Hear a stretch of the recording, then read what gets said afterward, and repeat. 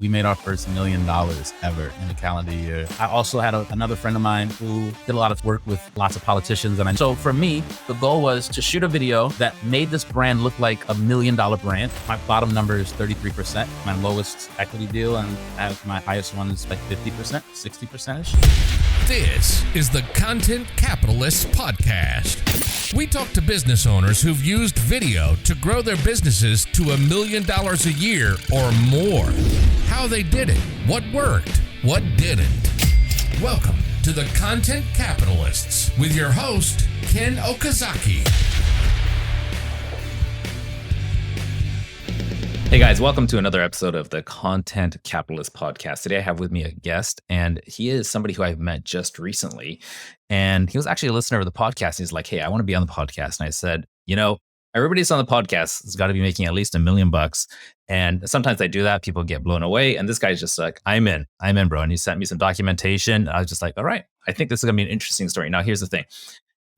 What I know about him is that he has a private equity business, and he is also running sales and marketing. That is his jam. And I think that people listening, especially if you're in business for yourself, these are the skills that we need to get to that 7 figures. And if you have 7 figures, it's definitely going to help you get to that 8-figure mark.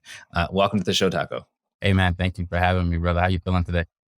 I'm feeling really good, by the way. Now, if you're watching on YouTube, you're going to see this man in front of me. But if you're just listening to the audio, he looks like he's got a pretty slick studio setup going on. He's got his LED logo in the background.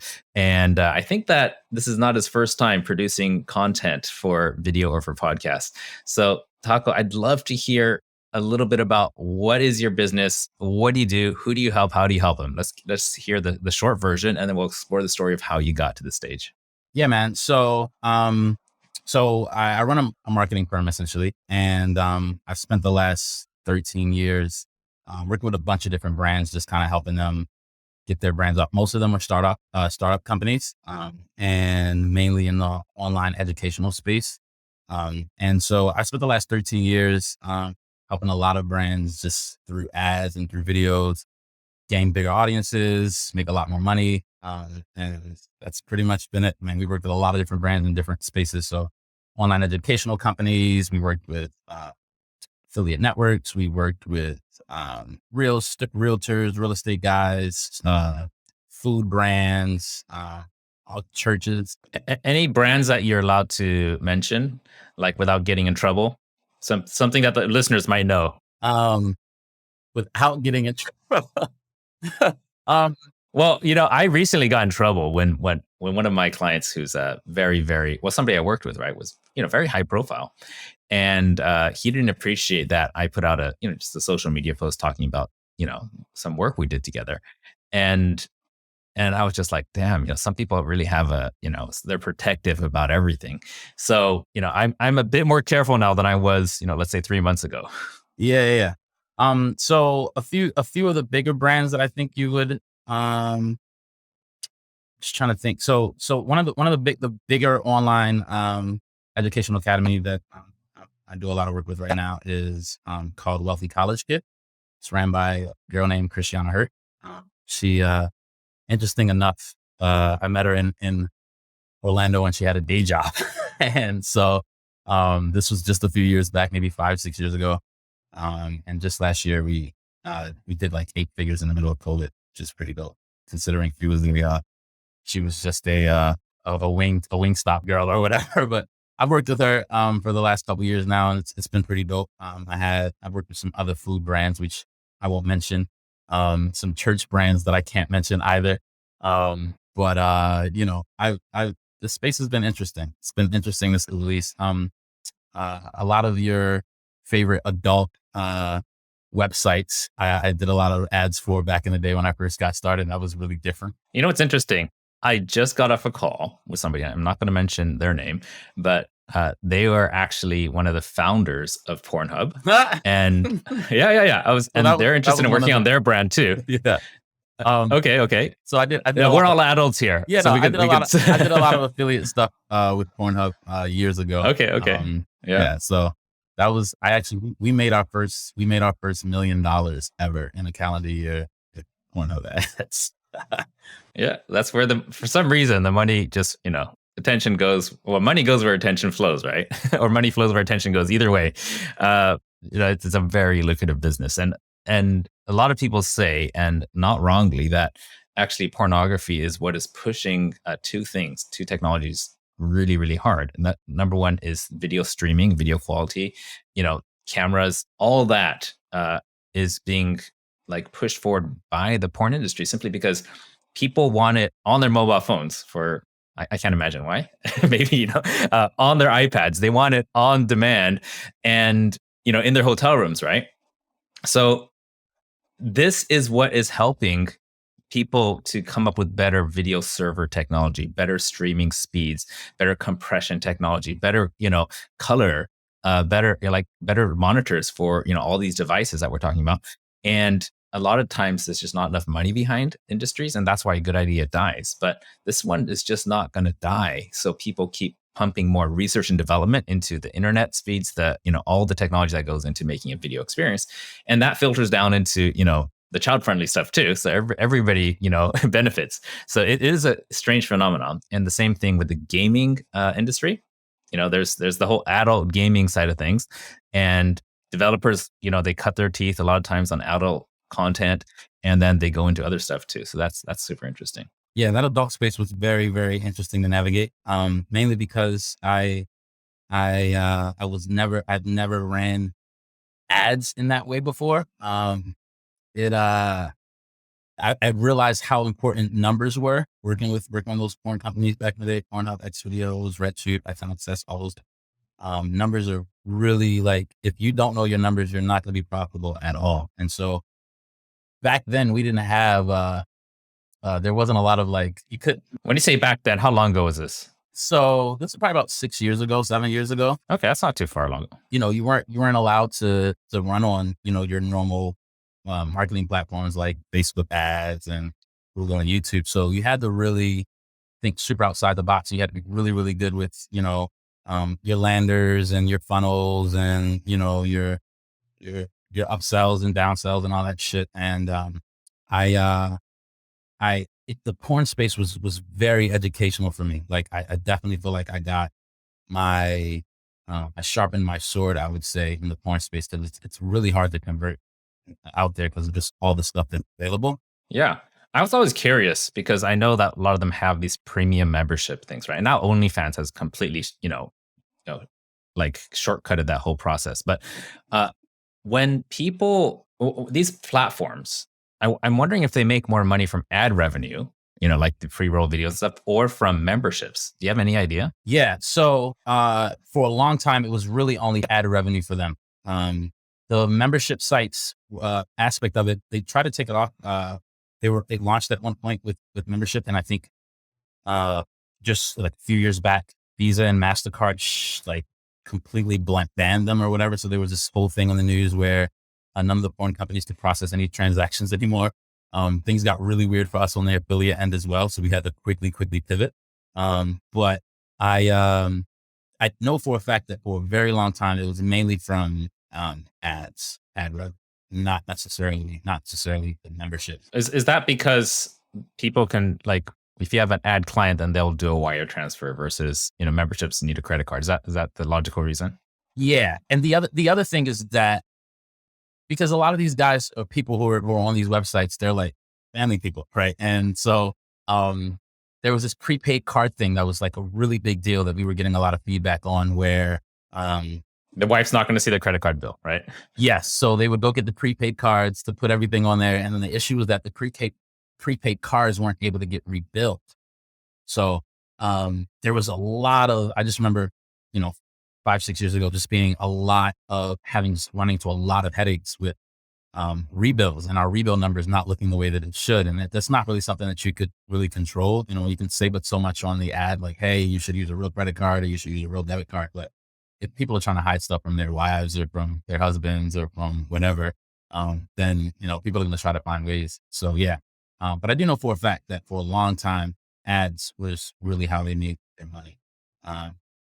For a very long. And I think it shifted. I think in the beginning stages, because if I remember correctly, and I'm actually most of the porn space for a long time was membership based. Like you had to be paying a membership to see any of this stuff. And then X videos and Pornhub came out, and they were one of the first platforms where um, you could watch porn for free essentially without having to pay the subscription. And then, everybody kind of started creating their own content and then posting it, prior to OnlyFans. I remember when OnlyFans, the thought of OnlyFans uh, was almost repulsive to a lot of the actors and in that space. Like I remember them feeling weird about having people pay them just for like pictures or like little weird shit like that. So it's just so funny watching how this space changed over the last couple years. Like I remember when we were running ads, one of the first things we did, we were like, all right, we're gonna get a bunch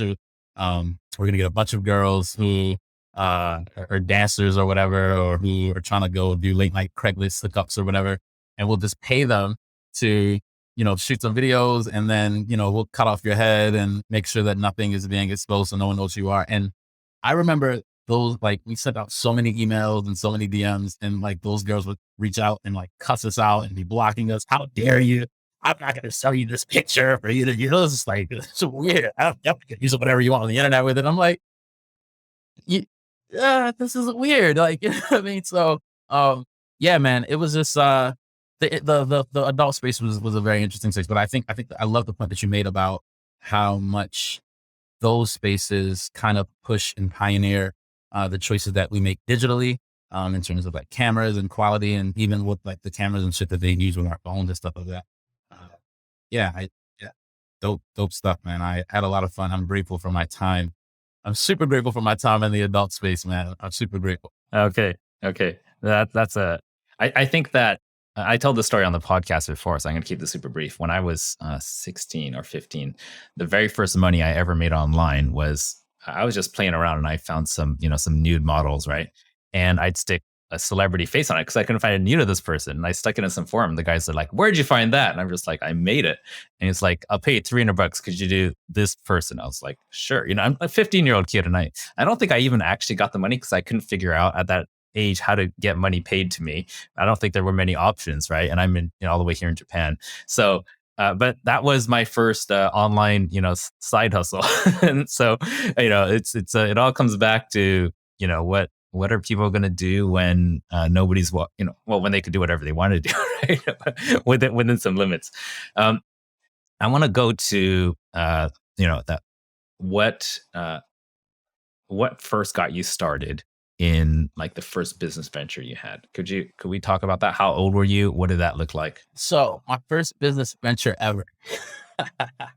um, I was riding down by a Target nearby here in Baltimore, and there was this banner sign kind of on the side of the road, and it said CEO income from home. Don't believe, don't call. And there's like this 800 number you call at the bottom. Get to the 800 number, and there's like a pre-recorded message or whatever, 24-hour pre-recorded thing. And this was back in 2007, 2008 ish. So you dial the pre-recorded number, and it would end up being some like, network marketing, direct sales kind of thing. And so I ended up joining, spent the upfront money, and then like completely just crashed and burned. Could not get a single freaking enrollment. Didn't make a dime. What was the product? So the company was a company called Liberty League International back in the day. The founder is one of my best friends now. His name is Brent Payne. Okay, so the guy whose business completely failed on you, or you failed at, became your best friend. Yeah, years and years later. Yeah. So I was just, just being an affiliate for his thing. This is my first, just learning this business and network marketing thing and direct sales. And we didn't have Facebook ads and stuff back then. So you had to do like lots of like banner signs and, the little drop cards that you put on people's cars. I had the fake $100 bills that you flipped open, and on the inside there's so many old school marketing things. And, but anyways, I got to meet a lot of really, really cool people, in that company, people who are now like, doing their thing. One of my good friends, Jabril, I met there. He's the co-partner and ads guy, marketing guy, video guy behind, the Budgetnista. And she's got a really big brand, a new Netflix series that just dropped as well. And then I also met my friends, Rhonda and Brian Swan, who's the Unstoppable family there. They have their big PR company now. She also has a show on Fox Business or something like that that airs maybe once or twice a week. But lots of really, really, really cool people, lots of marketers. And I think my favorite part about it was that even though I didn't really make any money with that particular deal, um, I got to get those relationships that later that I got to learn from over time. Like you see other people who are doing really well, and success, I feel like, always leaves clues. And so I, even though I was failing, I was watching what the other people were doing to succeed, which then helped me kind of later on adjust my, 'cause I was 18, 19 years old, not completely virgin. And um, I was able to watch them do what they do really, really well. And as the years went by, I eventually started to be able to, became really easier to reverse engineer like a lot of their funnels and what they were doing to get customers and things like that. And so those first few years for me were very network marketing, jumping from company to company. And Okay. And did you make any money with them at all? I didn't end up making any money with that first deal. So how are you supporting yourself during that time? I was a piano major in college, and I was playing basically church organ at all the big black mega churches in Baltimore and in DC. And so, in college, $1,400, $1,500 a week for playing for a few hours on Sunday was enough for me to get by. And then I also had a sales job during the week, um, doing door-to-door sales. And Today you train on and you help people with sales and marketing, right? yeah, exactly. So, and I think if you can do good at door-to-door sales, you can do good at everything. And so eventually I ended up quitting that door-to-door job because all of my marketing stuff started kind of working a little bit. So and then I remember like crossing, my first six figures in like network marketing, direct sales, and did that for several years. Then I had a big team, and I had team members underneath me who were doing like 7 figures a year. And then I realized that like, man, I spent a lot of time promoting and building shit for other people, and as opposed to trying to build something out for myself. And so I just remember waking up one day and feeling like, a lot of those MLMs and network marketing companies, they get shut down all the time. They go away, and then like you have this huge income, and then it just instantly disappears. And then you're constantly in this space of where you're just frustrated because you don't own anything. You don't have a say on if you still get paid or not. And so I just remember waking up one day and being like, yo, I'm never, ever, ever promoting anything that I don't have any equity in ever again. And I realized that like, if you can do multiple six figures, selling questionable things. It comes and goes so fast, like one FCC, FTT, FTC, ruling, and all of a sudden, poof, these things are gone, or FCC, type of things. I've seen it happen over and over. I did a little bit. I dabbled in that, but I like all the companies I was involved in the past. They're not around today, or they're in a very, very. If they exist, I haven't heard of them. They're not making waves anymore. That's a really good point there. Hey, Tako, I want to ask you. I want to go ahead. Cool. Now, I love your backstory, and I want to pivot a bit into content creation. Now, we've talked a little bit about, how you dabbled in, you're helping some of these companies, these porn companies, video streaming platforms, talked about how they make money. And what I usually do is I try to figure out, okay, well, how's the content connected to cash, like money in the bank? And we've established how they do it. Let's talk about you creating content about yourself. When did you start publishing yourself, and what motivated you to do that? I actually have not done any publication of my own self ever. I'm always behind the camera. So if you go to my Instagram page, you'll see a few videos here and there and most of the stuff is just me testing ideas and concepts on my phone for the bigger brands that I'm actually going to be doing this stuff for. So I always just kind of use my social media pages as just like a little testing, just to see how it looks, just to figure out how idea-wise, how I'm going to take the same kind of concepts and help somebody with their big business with it. But I personally I have probably 8 or 9 years worth of stuff sitting around that I could put out a ton of content. And I'm planning on it. But as of right now, I've been very reserved. I've always have pushed everybody else's stuff. But to answer your question, I've always felt that, I've always felt in a way that I have to try to do my best, because when you're a door-to-door sales guy, it's very similar to being on Instagram, or being on Snapchat or being on TikTok, because you have a very small window of seconds of where you have to say what you have to say before a person, either scrolls or shuts the door on your face if you're doing door to door. And I think that when I create ads in my mind, I'm always pretending that I'm that door to door sales guy in a way, not the corny sales guy in a way where you're doing all the corny shit, but my biggest goal is to make sure that whatever we do, whatever we say, and however these videos look, it has to be impactful in the very first few seconds. You know what I mean? It has to look good. I always tend to, whenever I'm looking through edits, I always look through edits first with no audio.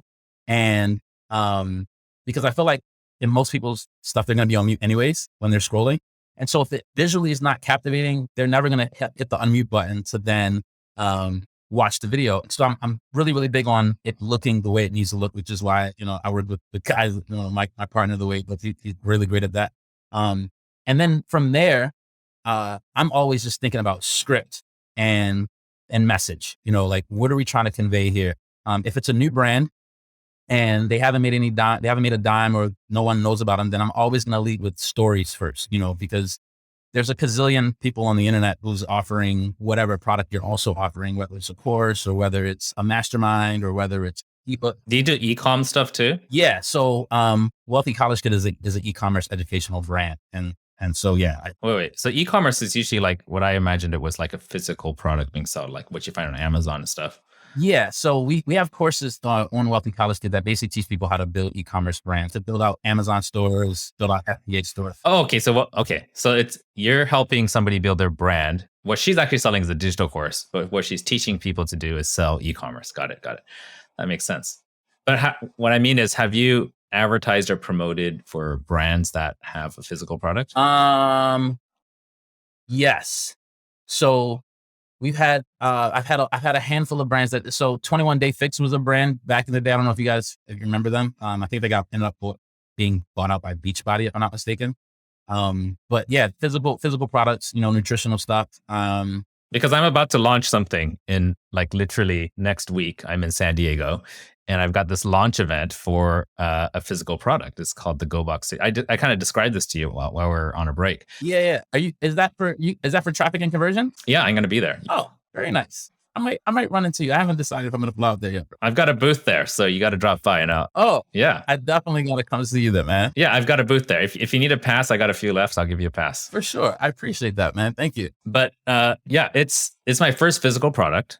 I've been doing agency work forever, but as you're saying this, I'm just like absorbing, like, okay, what can I learn from this guy? And maybe we'll have a conversation after this podcast about how you might be able to help me, because U.S. market and everything is really new to me. And for all of you guys listening, no, this was not set up. I wasn't like, oh, I'm going to pretend like I remembered I have this thing and I'm going to ask him for help. No, this is not scripted. But what I'm hearing from you is pretty cool stuff. And, I need all the help I can get. Absolutely. Yeah, I definitely take a look at it and help you with whatever I got, brother. I love helping people and I love helping people win. Brilliant. And what part of the US are you in again? I'm in Baltimore, Maryland. So just 30 minutes north. Okay. That'll be a flight then. if you're going to make it out to TNC. Yeah. Just 30 minutes north of Washington, DC. Yeah. Not too far. But yeah, physical products are definitely, I would say physical products to me, they're more difficult to push than digital for sure. Because, the cool part of digital is instant gratification. You can get access to your stuff right away. Physical products are, when you're selling on marketplaces, Amazon, Walmart, eBay, you can do really well on those platforms. But if they're not products that people have ever heard of, then you gotta be heavy on your ads and your brand awareness and all that stuff. And, video, in my opinion, have always been the best way to sell everything. Videos crush. Yeah, absolutely. So, okay. So, for the listeners, they're here. They're looking for tips and tricks on how to use video and what's working. And instead of me, like saying a bunch of theory, I just asked for real life stories. So could you think of like a brand that you helped, and preferably a brand whose name you can mention, you helped them to go from point A, which might be, hey, they were making, $200,000 a month, to point B, which now they're doing like $1 million a month. And this is the strategy. Is there anything like that you can share? I have a lot of brands that I've gone from 0 to 7, 8 figures with. Yeah, I don't want you to have to break any NDAs here, but as much as you can reveal, the audience is going to appreciate. Yeah, no, you're fine. None of them, I mean, outside of Wealthy College Kid, the other two I don't associate with anymore business wise. But one's a really big food brand. When I met the guy, after the podcast, I'll show you just so you can see. But he he was making maybe $6,000 a month or something like that, 8,000 a month when I first met him. Uh, Literally within a year of just working with him and being behind the scenes, he went from that to doing like 300, 400 grand the next year. And then another 300 the year after that. And the year after that, he did it $3 million. Okay, so that's like 30K a month then, like, or close to that. Yeah. That's impressive. And, I've done that with other brands before that as well. Other online educational, but to answer your question. So was this an educational product? No, it was a food brand. He was a catering company. Oh, sorry. That's right. Yeah. He was a catering company. And then. So what exactly did you do? Like, you came in and you saw like, okay, this is messed up. That's messed up. We need to fix this. Let's walk through this in a like a chronological order, because this is the goal. This is why you're on the show, because people are listening. There's like, how are people actually doing it? Yeah. So with that particular brand, I noticed that the guy had a great product. He was a fantastic chef. The guy's brilliant. I'm a foodie. I spend a lot of money on food every month, which is actually pretty bad. But I love food for the art food, because I wanted to be a chef at one point, but I love food for the art of it. And when I met the guy, he had great product. He was, he can cook his tail off. I put him side by side against any chef out there. He didn't go to school. He was self-trained. His flavor profiles that he was using were just fantastic. His presentation looked good. The problem was he didn't know how to take pictures of his food. He didn't know how to shoot videos. He didn't have anything that would convince a customer to spend more money on his brand. Right. And so when I looked at his numbers initially, I asked him, I was like, all right, on your best month, what can you do on your best month? He's like, hey, I can do 10 grand on my best month. And I said, all right, cool. After everybody gets paid, how much money do you have left? He was like, I'll probably have like $2,000 at the end of the month. I said, okay, cool. So you got a 20%. After he pays himself too? No, that's 20. That's leftover after everybody is. So the 2,000 is what he would pay himself. So in my mind, he has like a 20% margin, which is really high for the food space, right? Not even Cheesecake Factory or any of your big favorite brands. They don't have even 20% margins on their stuff. They're like 11 to like 15, 16. 20 is really good. And so I'm like, all right, so you've got the chops for it a little bit, but the support isn't there, and the brand aspect of it wasn't there. So what we did was we came in, I was like, hey, if you're doing 10,000 in a month, and you're doing all these deliveries, like, because he was literally in the hood in Baltimore selling like inside of styrofoam boxes, stuffed lobster with like, crab meat and seafood mac and cheese and like, lamb chops and like all this big, high end type stuff. And I was like, this stuff people are buying it. So you're making money. The stuff looks good. It tastes good, but the presentation around it just wasn't there. And so I said, hey bro, if you're getting 10 grand a month right now, you can be charging 10 grand for a wedding, catering for a wedding.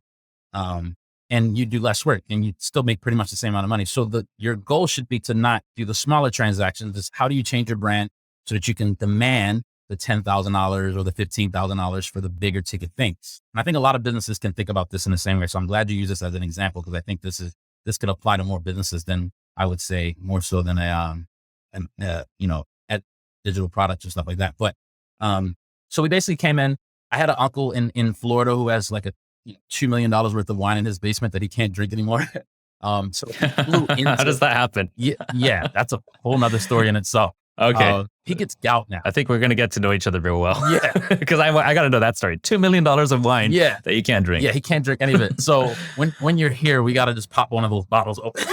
You let me know. All right. Come bring it to the booth and we'll help celebrate. I got you. But yeah, so anyways, I started working with him. So I flew my uncle in. And we did a wine dinner basically, where it was like 4 or 5 courses.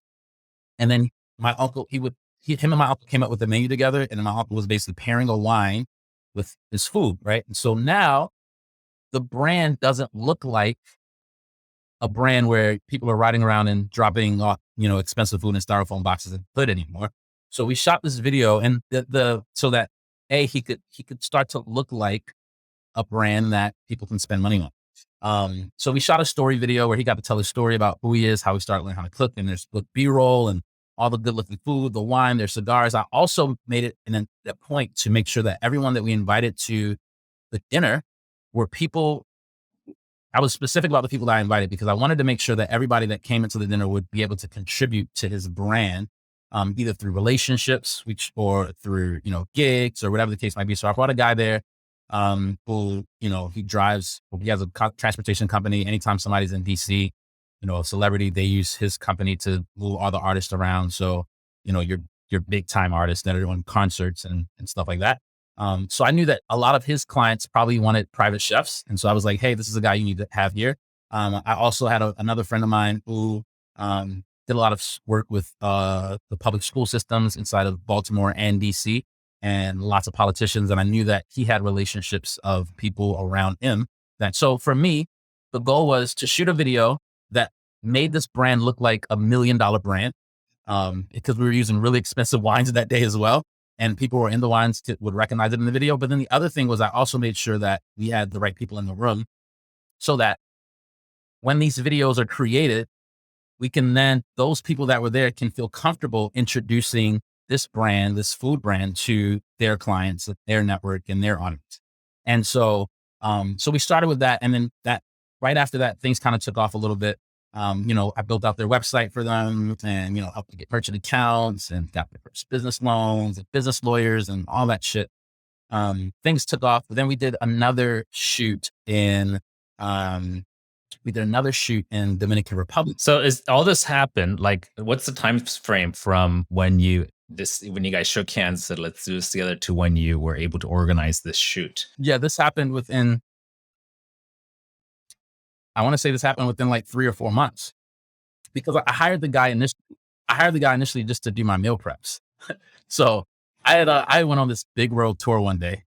I decided to just do one-way tickets everywhere for a year. And I ended up going like 8 or 9 months, before I was like, I'm tired of this. I want to go home.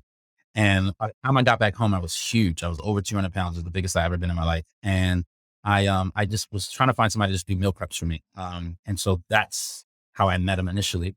And then once I had his food, I realized his healthy food is great. His bougie food is great. His soul food is great. I'm like, I could work with this guy, definitely. So we started hanging out and chilling, and so it happened in a really, really short period of time. But the story video is what we started with. And I always start all of my ad campaigns with a new brand with a story, because I think stories are how. And were you just running these ads like on YouTube and Facebook? And that goes straight to what, like a landing page where people book an appointment or they order right away? No, it was more so just brand awareness kind of stuff. And then people would end up following the page. And so the page went from like 6,000 followers to like 100,000 followers in less than a year. And what was the budget for that? Like you said, you're running ads for awareness, right? So give me some idea for the audience. Yeah, we weren't spending any crazy money. Well, what's crazy money? Because, people listening, some people have never spent 1 cent online on ads. Yeah. So I'll tell you crazy money. No, but this guy, how much did you spend to get from where, to 100,000 in a year? I need people to get some grasp of reality. The number was definitely less than 10 grand over the course of a year. So we're talking about like $8,000 ish a month. Yeah. I mean, sorry, 800 a month, right? No. If we stretch out evenly. Yeah, exactly. Okay. But here's my thing.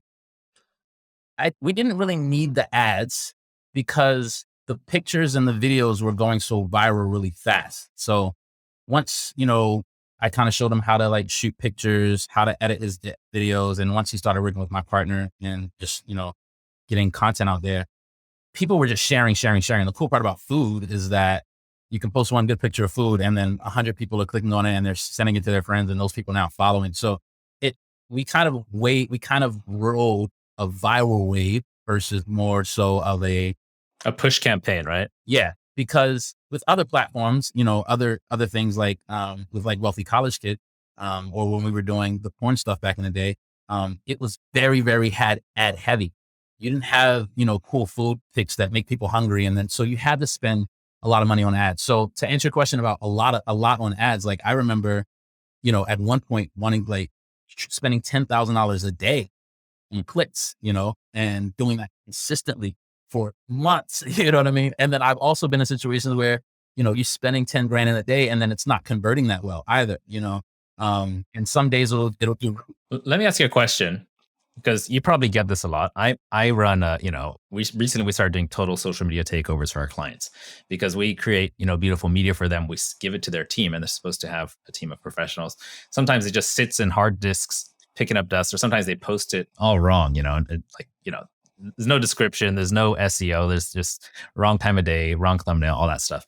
But so we started taking over. But when someone asks you, like, what's the ROI of building my brand, right? What do you say to that? Because like what you said, you're building awareness, and it's hard to draw a direct correlation between you helping them to gain brand awareness and them getting money in the bank, right?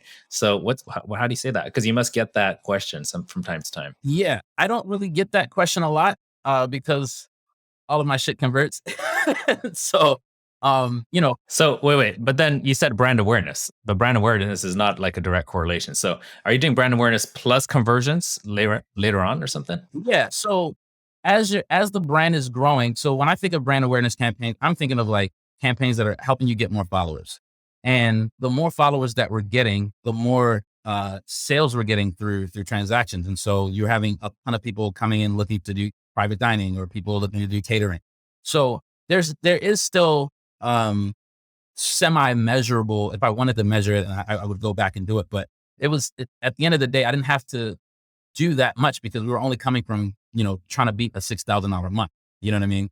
And so even if you only had one person who next month decided, hey, I wanted to hire you for private dining, or I want to hire you to do my wedding, it's you're getting an ROI on these new followers. You know what I mean? And so yes, technically if I wanted to go back and reverse engineer, I could measure everything out and be like, hey, we went from this amount of followers to this amount of followers, and this is how much money we've made over the time. And I can. So you could almost calculate like what's the, the cash value per follower, because, one out of, 100 or 150 or 200 followers has a 90% likelihood of actually coming and paying money and coming to the thing. Got it. But there's so many things that you can't measure either. You can't measure the transactions or the random emails that come from the mayor or whoever who's like, hey, I've been seeing your stuff on the internet and we want you to do, to click for all the senators or whatever the case. Like there's certain things you can't, there's relational. Was that a real call that came in? Yeah. That's so cool. Dude, from the mayor, I want you to cook for the senators. Yeah, that's a good one. Yeah. So there's certain things that, especially when it comes to relationships, I think that I'm so big on relationships and when it comes to business, because there's certain things that you'll never be able to measure it with statistics or with metrics and things like that. That, it doesn't come into account for anything. And then that one relationship turns into a bunch of bigger relationships, we then turn into more gigs. And so, especially for like service-based businesses, those things are important. But those things are also still a little hard to, I would say, immeasurable sometimes, which is fine.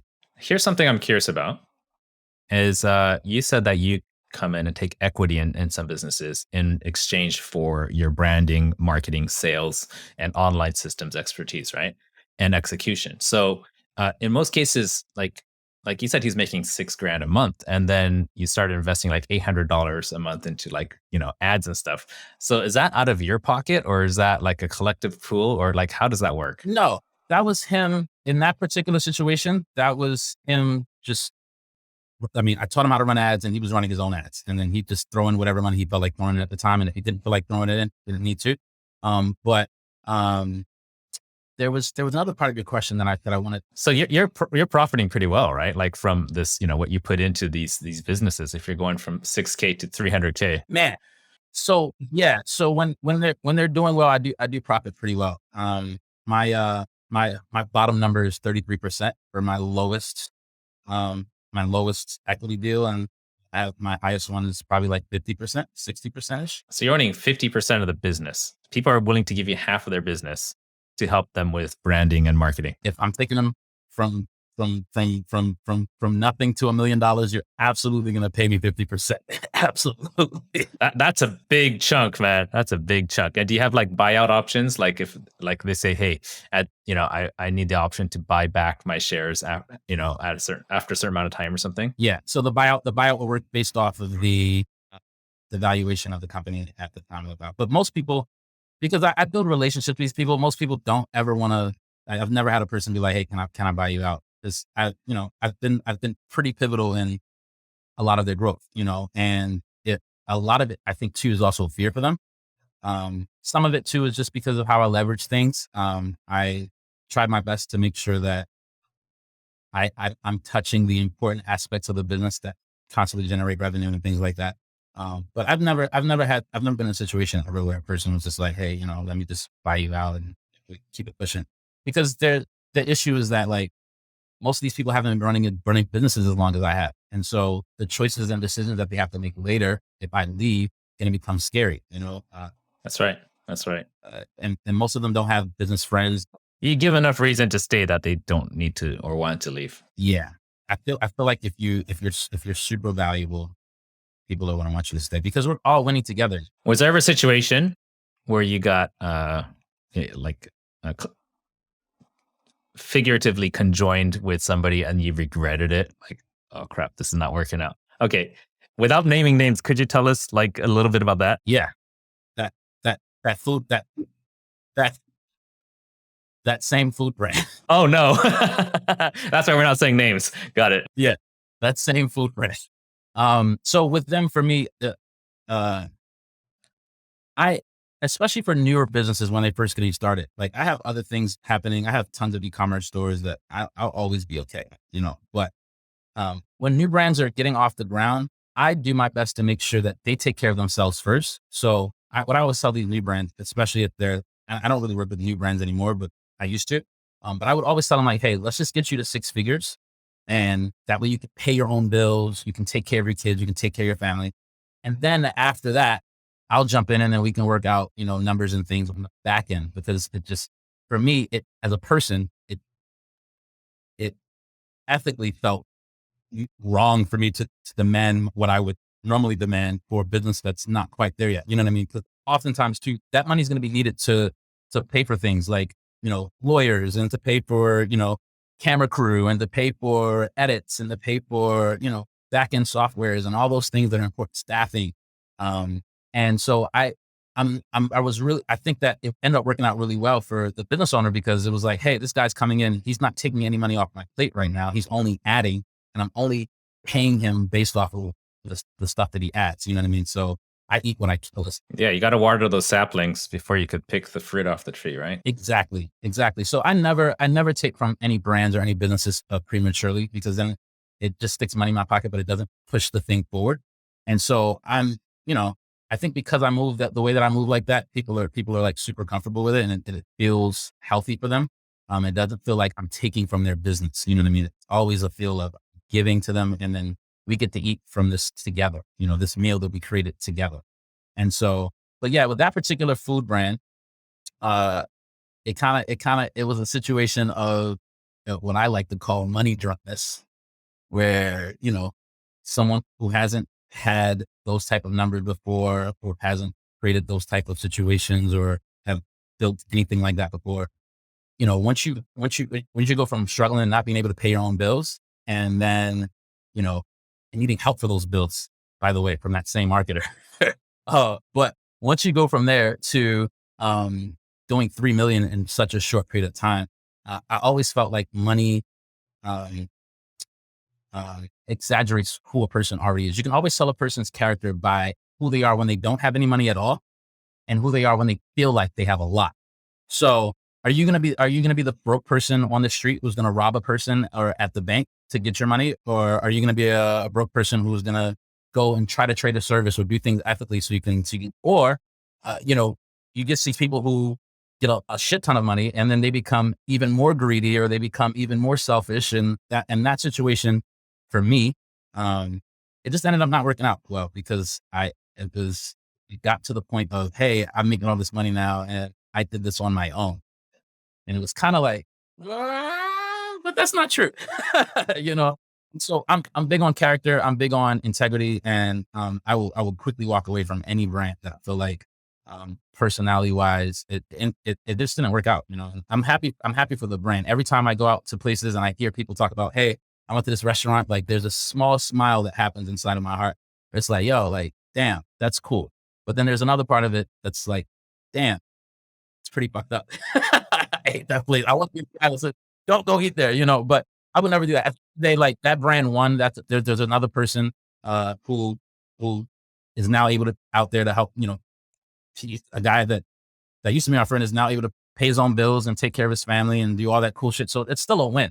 Somebody won out of it. And sometimes, in that particular situation, it just wasn't me, but it doesn't matter because again, the cool part is I don't keep all my eggs in one basket ever. And, the people who it matters to knows what it is. And, Yeah. Hey, Tako, we're coming up to the end of the hour. And I apologize for interrupting. I don't want to be rude, but there are a couple of things I want to ask, and I want to respect your time and the listeners' time. If a business is, everybody is seeing other people on social media doing really well, with their branding, or at least they're on it, and they haven't really gotten started yet. What do you think is the first step they should take? If there's a listener here, they got a business, they're like, I need to create content for my business because everybody else is doing it. Don't know where to start. What do you say to that person? Hire Ken, first of all. And if Ken's too busy, you can hire me. But no, I would definitely say this. I think the best strategy when you're first getting started and you don't know what to do, your phone is probably one of your greatest assets. You know what I mean? It's definitely one of your greatest assets. You can do so much. I am smiling and nodding 100%. Yeah, you can do so much with this phone, especially with all the new phones, the new 14 that just came out, iPhone 14, fantastic camera on there. Like you can get a lot of cool stuff done. Like professional grade things. I've seen my partner Jay was telling me that people were like, they shot movies with iPhones. You know what I mean? So it's about learning the tools that you have. I'm really big on helping people to understand is like, yo, it's really not about your resources as much as it has to do with your resourcefulness over those resources. I think many people feel like they don't have the resources, but they do. So if you have a phone, you can create super high quality videos and edit them and put background music and transitions and all this cool shit just from your phone. Like I've had things that I've shot, or that I've edited. I've taken like some of my partner's clips and then re-edited on my phone just to screw around with the apps because I want to be able to confidently tell the people, like, yo, you can do this if I can do this, you can do this. I'm not an editor. I edit, but there's so many, and there's kids around you. So to answer your question about how to start, I would say, start with your phone. A, you can start shooting content with your phone, but B, before you start shooting content, you should go and research other people in your niche or in your space, or even outside of your niche and your space to see what's working for them. And success always leaves clues. So if there's other people out there that are shooting a particular type of video that's working for them, then you should try to do the same thing. So for example, right now, if you go on Instagram, you go on TikTok, you'll see all of the Alex Hermazis and all of the Bradleys and all those guys, Grant Cardone, they're all pretty much shooting the same type of video kind of thing. And you actually had an ad on this, which I really love. I love all of your ads, by the way. You're so dope. I'm not supposed to name drop, but those names you just mentioned definitely have had experience working with these guys. And they are like, when it comes to numbers, dude, the ones I worked with, really, really good with numbers, or at least their team does, they're not in the weeds so much in the spreadsheets and stuff. Yeah. But if you scroll through, you can see that video style wise, all the videos are pretty much kind of the same in the sense that like they're looking at the camera or they're looking off camera and there's captions, right? So it would probably be to your best as a new business. It would probably be to your best it would probably be to your advantage if you copied what was already out there working. These guys have millions of dollars to spend on ads that you don't as a new business owner. And if they're constantly doing something over and over again, it's because they split tested enough to see that it's working at scale. So one of the things that it's like art. In the beginning, you copy the masters, yeah, exactly. And then you develop your own style, there's nothing wrong with that. Yeah. My best campaigns, I literally copied somebody else's campaign and swapped out some things, changed some ad copy, swapped out the redirect links and photos and logos and then boom, they've already spent the money testing it. You know what I mean? And so I think that to answer your question about what your new people do, I would always pay attention to what other people are doing in your space and outside of your space, because sometimes if everybody in your space looks the same or kind of creating the same content, you need to be able to stand out. And sometimes your standout ideas is going to be something that another brand and another niche is using that you can then pull and incorporate into your own videos and your own stuff. But that stuff is working. That's the best strategy, I feel like. Like if they see this video a year from now or 20 years from now, success always leaves clues. So just like pay attention to the guys who are making the most amount of money, and then just copy and paste, rinse and repeat, like, do the exact same thing. Reels right now are killing. YouTube just sent out an email this morning, about how they're upping their shorts and everything. There's like partnership programs with shorts, and now you're able to get ad revenue, I think up to 40% for your reel or your shorts, which are basically reels on YouTube now, which is really, really dope. But I would always say, pay attention to your first thing is hire professionals. If you have the money, hire the people who know what they're doing, because this keeps things super easy for you. But B, if you have to do everything yourself, the best thing for you to do is to do your market research first, figure out what's working for other people, rinse and repeat, and go from there. That's, in my opinion, the best way for anybody to launch. All right, Tako, I would love to go on forever with you on this, but I've got to wrap this up. Thank you so much for joining us, guys. I'm going to drop the links below so you follow him on Instagram. Find anything we talked about here. You're going to find the links down below in the show notes. If you're listening on the podcast or if you're on YouTube, check out the description. Tako, thank you so much for joining us. There was like a shit ton of practical advice, some super cool stories, and a bit of a conversation around porn, which was came from left field, but definitely something that is a really big business driver these days. No shame in talking about that. Tako, thank you so much. I'm sure we'll be connecting again soon. Any last words before we go? Any last words of wisdom for the listeners? Words of wisdom before you go. Man, I think that everywhere that we are in life is the sum total of the choices that we made, the people that we spend our time with, and the actions that we've taken. And I think that if you ever find yourself in a space, business or life, where something isn't exactly where you want it to be, changing any one of those three variables can actually catapult you forward to get you a better result, instead of you kind of staying in the hamster wheel. So I just think that in business, we're always going to be constantly learning. We're always going to be creating and trying to keep up with the trends. And so, I think that if you change any one of those three things, choices, your relationships, the people you hang around, and your actions, you'll always, always, always be positioning yourself so that you could optimize your life a lot better, I would say. That's awesome. And I'm going to back that up 100%. I think that I absolutely am in agreement with you. Thank you. And for the listeners, we'll see you next time.